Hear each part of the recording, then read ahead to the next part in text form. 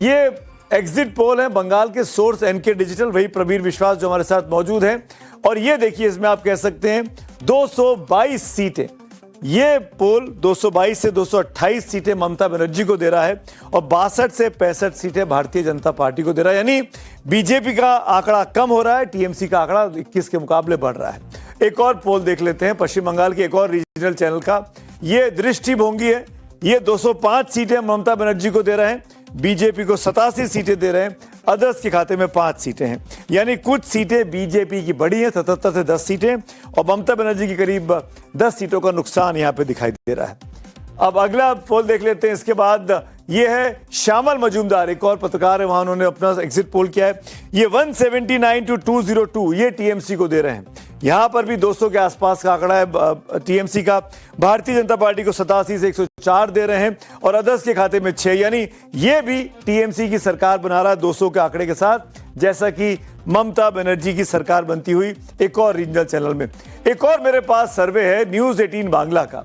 News 18 Bangla, इसने भी सर्वे किया, वहां पर एग्जिट पोल किया। ये भारतीय जनता पार्टी को 71 सीट्स, पिछली बार से कुछ कम, टीएमसी को 166 सीटें, लेकिन इसने कांटे की टक्कर 49 सीटों पे दी है, जहां पे इसने नंबर नहीं बताए। इनका यह कहना है कि इतनी क्लोज फाइट है कि इसको बोलना बहुत मुश्किल है। लेकिन अगर इस 49 को जोड़ दिया जाए बीजेपी के साथ तो भी मिडवे मार्क नहीं होता है, लेकिन उस 49 को इधर जोड़ दिया जाए तो ये 200 के पार हो जाता है। तो ये बहुत ही इंटरेस्टिंग है कि बंगाल के जितने चैनल्स हैं वो ये कह रहे हैं कि भाई इस बार तो वहां पे टीएमसी चौका मारने जा रही है, चौथी बार मारने जा रही है। आपने नेशनल के फिगर भी देखे थे, नेशनल के फिगर्स भी स्क्रीन पे आप चलाते रहिएगा। जितने नेशनल मीडिया के चैनल्स आए हैं, पोस्टर्स आए हैं, आंकड़े आए हैं, ज्यादातर ने एक सुर में कहा है कि बीजेपी की सरकार बन रही है, ज्यादातर बीजेपी की सरकार बना रहे हैं, ममता बनर्जी की विदाई दिखा रहे हैं। हमने वो लगातार 2 दिन दिखाया, मैं समय जाया नहीं करूंगा, मेहमानों के पास चलता हूं, चर्चा करूंगा। सबसे पहले मैं प्रवीर विश्वास के पास ही चलूंगा। प्रवीर जी, मैं बहुत ही दिलचस्पी के साथ और बहुत ही हैरानी के साथ ये आपसे पूछना चाहता हूं, आपका आंकड़ा इतना उल्टा कैसे है? नेशनल के आंकड़े भी स्क्रीन पे चलेंगे, अभी आप हमारी टीम को मैं बोल रहा हूं फायर करते रहेंगे साथ साथ। वो सब जगह कह रहे थे एग्जिट पोल में, नेशनल के जितने चैनल्स हैं एक्सेप्ट एक को छोड़ के, जहां जो मुझे याद है पीपुल्स पल्स, बाकी सब ने कहा कि 150-200 के बीच में बीजेपी आ रही है। क्यों इतना डिफरेंस है आपके ओपिनियन, आपके एग्जिट पोल में और उनके एग्जिट पोल में? सुमित जी, सबसे पहले आपके दर्शकों को मैं नमस्कार बोलता हूँ। फर्स्ट टाइम आपके चैनल का आया है जी सर। ये अपने लिए कोई नई बात नहीं है, लगातार हम लोग 5-6 साल से ये काम कर रहे हैं। हर बार ऐसा होता है कि नेशनल चैनल कुछ और दिखाता है, हम कुछ और दिखाते हैं, और आखिर में देखा जाता है कि हम जो दिखाते हैं वही लगभग सटीक होता है। ये हर बार होता है, ये कोई नई बात नहीं है।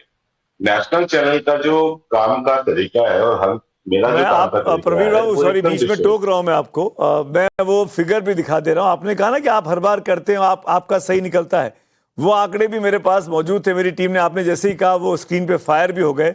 2021 में जो पिछला विधानसभा हुआ था, आपने प्रेडिक्ट किया था टीएमसी 194 और बीजेपी 73, उसी दिशा में रिजल्ट भी आए, 211 और 77 आई थिंक। आपने 2024 के लोकसभा चुनावों में भी प्रेडिक्ट किया 2 साल पहले, तब आपने टीएमसी को लोकसभा में 27 सीटें दी और बीजेपी को 12 दी, और इसी दिशा में रिजल्ट भी आए। ये भी हमको देखा, मेरे ख्याल से 29 आई थी टीएमसी की और बीजेपी की 12 आई, if I am not wrong. तो मैं ये कहना चाह रहा हूँ प्रवीर जी, ये मतलब आप क्या साबित करना चाहते हैं कि आप ज्यादा अच्छी नब्ज टटोल लेते हैं? ऐसी बात नहीं है सर। ऐसा है कि जो भी बाहर से सर्वे करने आते हैं उनका तरीका कुछ और होता है, अपना तरीका कुछ और होता है। वो आते हैं, उनका हिंदी यहाँ के लोग, ज्यादातर गांव के लोग समझते ही नहीं है, और वो बहुत ज्यादा गांव में जाते भी नहीं है। वो हाईवे पकड़ के जाते रहते हैं, सर्वे करते रहते हैं, 2-3 दिन, 4 दिन, 5 दिन रहते हैं, फिर निकल जाते हैं। अपना तो काम, इलेक्शन खत्म होगा, 4 तारीख को रिजल्ट आ जाएगा, 5 तारीख से अपना काम चालू हो जाएगा इलेक्शन के। हम साल भर काम करते रहते। तो मुझे चलिए आपके सर्वे की बात में, आपकी इस बात में तर्क है प्रवीर बाबू की, हो सकता है लैंग्वेज के इशू होते होंगे, जो लोग दिल्ली से जाके वहां सर्वे करते हैं, मैं समझ सकता हूं इस बात को। लेकिन एक सवाल का जवाब दीजिए, एक वजह जिस वजह से ममता बनर्जी को जीतना चाहिए चुनाव, एक बड़ा काम जो उन्होंने किया है बीते 15 सालों में या इस 5 साल के टेन्योर में? देखिए, ममता बनर्जी का जो पॉलिटिक्स है वो है वेलफेयर से। वो मतलब एकदम जो गांव देहात के लोग, गरीब लोग हैं, उनके पास पैसा पहुंचाते रहे, उनको एम्पावर्ड किए। और बीजेपी का रवैया देखिए, वो जितने हो सके लोगों से पैसा खींच रहे हैं, चाहे शहरी हो चाहे गांव के हो। वो टैक्स के जरिए, टोल टैक्स के जरिए, कुछ भी, वो खाली पैसा खींचते रहते हैं। लेकिन वो आज तक बंगाल में ऐसा कोई प्रोजेक्ट नहीं किया कि बंगाल के लोग टैक्स तो भरे हैं, लेकिन बदले में बंगाल के लोगों को कुछ नहीं मिला बीजेपी की तरफ से। ये भी नहीं तो एक बहुत केंद्र बड़ी की बात है स्कीमों को तो इसमें। दीदी ने लागू ही नहीं किया। केंद्र की जितनी स्कीमें थी आयुष्मान से लेके, वो दीदी ने पहले ही मना कर दी और ये पेंट कर दिया। इसमें मैं बोलने जाऊंगा तो फिर आप सोचोगे मैं तृणमूल प्रवक्ता होकर बोल रहा हूँ। केंद्र का जो स्कीम है वो सार्वजनिक नहीं है, सबके लिए नहीं है। आप आयुष्मान भारत की बात कर रहे हैं, जिनके घर में एक दो पहिया वाहन है वो स्कीम के हकदार नहीं है। लेकिन ममता बनर्जी के जो स्कीम्स है, जितने भी है, 105 स्कीम है, सबके लिए उपलब्ध है। चाहे वो पैसा वाला हो, चाहे गरीब हो, चाहे मध्य वर्गीय हो, सबके लिए वो लागू है। फर्क यही है ताकि ममता बनर्जी का जो स्कीम्स है, 105 स्कीम्स है उनका, हर एक स्कीम तो नहीं पहुंचा होगा, लेकिन हर एक घर में किसी ना किसी को ये स्कीम का फायदा जरूर। ये आप बड़ी बात कह रहे हैं। इसी नोट पर मैं अब चर्चा को खोलता हूं, बाकी लोगों के पास ही चलता। प्रवीर बाबू, आप भी हाथ उठा सकते हैं जब भी आप चर्चा में पार्टिसिपेट करना चाहें, आप रहिएगा। अनंत विजय मुस्कुरा रहे हैं, समीर चौका मुस्कुरा रहे हैं। मैं आप दोनों के पास पहले आता हूं। अनंत विजय, चौका आपको देख के कि रीजनल चैनल्स क्या कह रहे हैं और नेशनल चैनल्स क्या, नेशनल मीडिया हाउसेस क्या दिखा रहे थे, सर्वे एजेंसीज? नहीं, चौंकने वाली बात नहीं है सुमित जी, ये तो मतलब बहुत ही ऑब्वियस सी बात है। क्यों? अब मैं ये मानता नहीं हूं। देखिए, ये एक विज्ञान है। अब एडिटर साहब अगर प्रवीर विश्वास जी अपने उसका क्या कहते हैं मेथोडोलॉजी अगर बताते, सिर्फ एक बार तो आपको याद होगा चाणक्य ने भी घोषणा की थी कि दिल्ली में अरविंद केजरीवाल जी को 67 सीटें मिलेंगी। बैंग ऑन हुआ था उनका।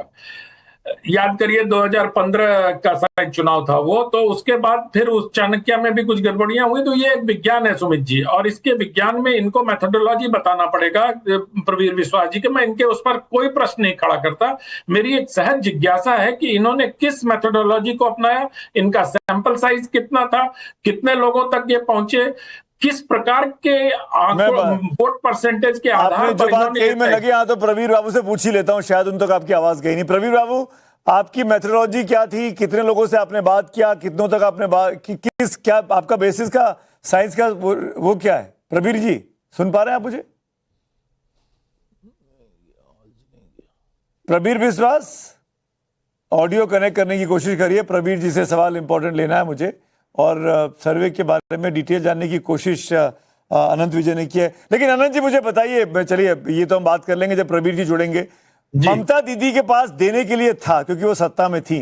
भारतीय जनता पार्टी सत्ता में नहीं थी, वो चैलेंजर थी यहाँ पे। ये बिहार का चुनाव नहीं था, ये कि हम सत्ता में और हम इकट्ठे 10,000 रुपए ट्रांसफर कर देंगे।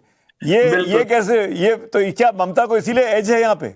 क्या हो सकती है एज? मतलब देखिए, मुझे तो लगता है कि इस बार सुमित जी बीजेपी को एज है, क्योंकि ममता बनर्जी का जो बॉडी लैंग्वेज है या ममता बनर्जी के जो क्रियाकलाप पिछले 10 दिनों में हम लोगों ने देखे हैं, बात बात पर गुस्सा आ जाना, बात बात पर 4 घंटे जाके वहां बैठ जाना कि जो पोस्टल बैलेट में कुछ गड़बड़ियां की जा रही हैं, फिर ये कहना कि ये मेरे लिए जिंदगी और मौत का सवाल है। इस प्रकार के वक्तव्य ममता जी अपने राजनीतिक जीवन में बहुत कम बार देती हुई दिखी हैं। अगर आप उनको, मैं तो 11 से फॉलो कर रहा हूं, आप तो पहले पार्लियामेंट में जब थी तब भी उनको फॉलो कर रहे होंगे सुमित जी। तो ममता बनर्जी का मुझे जो इस बार बॉडी लैंग्वेज लग रहा है, वो थोड़ी सी मुझे लगता है कि या तो घबराई हुई है, बौखलाना शब्द थोड़ा ज्यादा कठोर होगा इसलिए मैं यूज नहीं करता उसको, वो थोड़ी घबराई हुई सी लग रही है। इस कारण से मुझे लगता है कि बीजेपी ने उनको ठीक